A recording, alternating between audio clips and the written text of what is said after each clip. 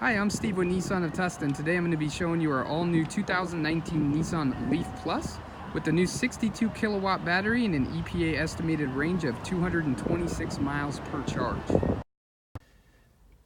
Here's how the vehicle looks from the inside. You have the all-new and large 8-inch color touchscreen display that does support Apple CarPlay, Android Auto. It also has a button on here you can touch to show you where all the nearest charging stations are. This vehicle also comes equipped with Nissan's ProPilot Assist, which is semi-autonomous cruise control. It will keep you in your lane for you and keep the distance to the car in front of you, even in stop-and-go traffic.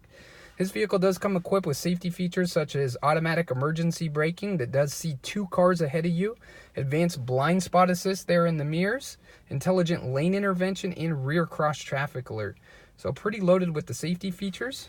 You also have the e-pedal driving mode, 1-pedal driving, a push-button ignition, seat warmers, pretty much everything you can need in a new, well-equipped electric vehicle. Just wanted to show you some of the features of our new 2019 Nissan Leaf Plus. Hopefully we'll see you at the store here soon to come take a look. Thank you so much and have a great rest of your day.